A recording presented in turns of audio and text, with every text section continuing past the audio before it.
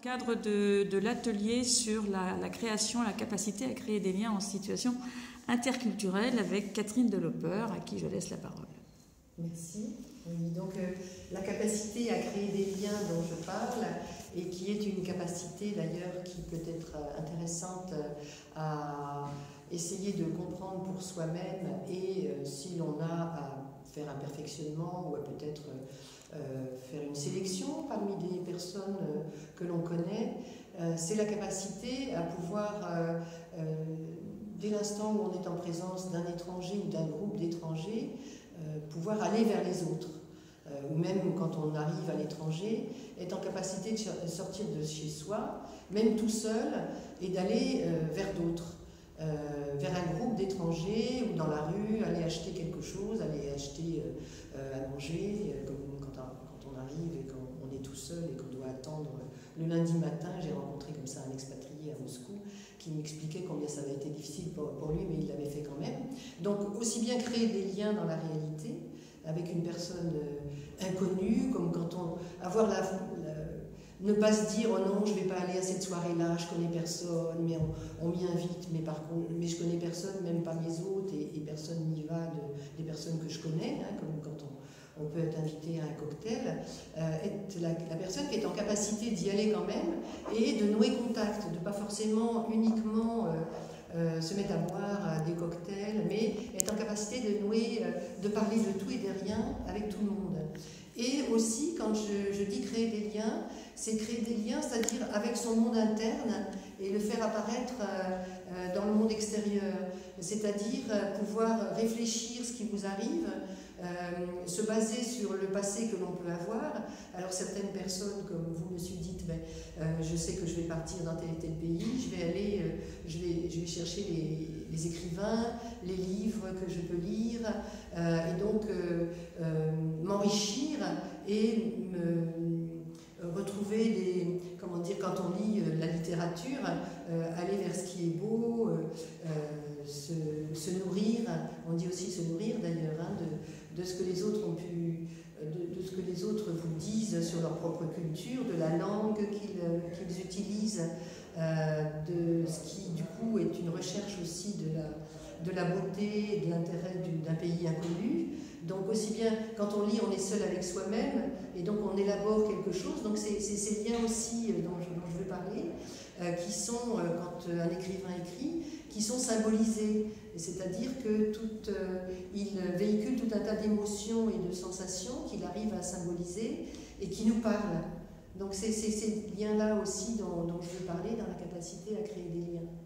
Donc non seulement ces liens réels avec des personnes inconnues, mais les liens avec son monde interne qui trouve à ce moment-là quelque chose dans le monde extérieur, donc la littérature, mais qui peut trouver aussi dans le pays, donc aussi bien dans les librairies, mais dans le pays étranger, qui va pouvoir trouver un groupe. Hein, donc je parlais dans le cadre de ce moment d'atelier au groupe que crée l'AFCA, ou que peuvent créer directement des personnes expatriées, se mettent à se réunir entre soi, et parce que ça c'est quelque chose qui va être très important, de ne pas être éventuellement uniquement isolé en tant que Français.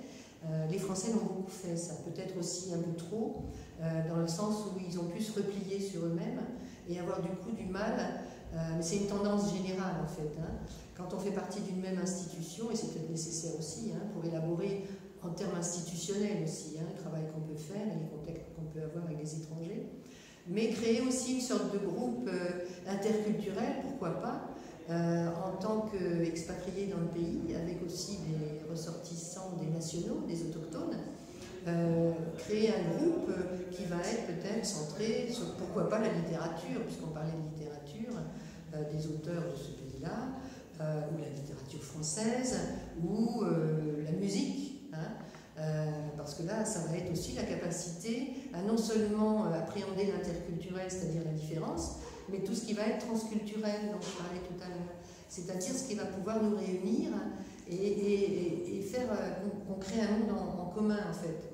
Qu'on dépasse les différences qu'on va avoir, qui sont porteuses de malentendus, violence potentielle, hein, d'agressivité, de péjoration, comme on disait, puisque les stéréotypes, la plupart du temps, c'est des stéréotypes, c'est des préjugés qui font qu'on voit l'autre comme moins humain, moins bien, son pays est moins développé, enfin, etc. Quoi qu'on en dise. C'est plus rare les stéréotypes positifs, ça existe aussi. Hein. Et donc, de créer, en créant ces petits groupes, en créant des liens, en créant un petit groupe comme un espace, en fait, comme un sas qui permet, en fait, d'élaborer et de créer quelque chose de créatif, en fait. Hein. C'est ça aussi, créer des liens, qui va être créer des liens et former un petit groupe, soit d'autochtones, soit de Français simplement, pour élaborer et penser, en fait, ce qui vous arrive, plus ou moins, ou en tout cas de manifester ce qui vous arrive dans le pays, et trouver des relations synchrones, puisque le propre des relations interculturelles, c'est qu'elles ne sont pas synchrones, et donc elles vous déstabilisent, et créer avec éventuellement un autre petit groupe centré sur quelque chose qu'on aime. Ça peut être aussi créer une équipe de football, hein, pourquoi pas, ou d'aquagym, ou de je ne sais pas quoi, ou de cuisine, ou de couture, si c'est la cuisine ou la couture qui me plaît. Avec des personnes aussi, non seulement françaises, mais d'autres pays étrangers et des autochtones. Là, c'est à ce moment-là créer un monde transculturel où les différences, en fait, sont complètement dépassées et où on s'enrichit, en fait, par rapport à une thématique commune sur laquelle on travaille. Très bien. Donc voilà, c'est ça. Ben, merci. Merci à vous.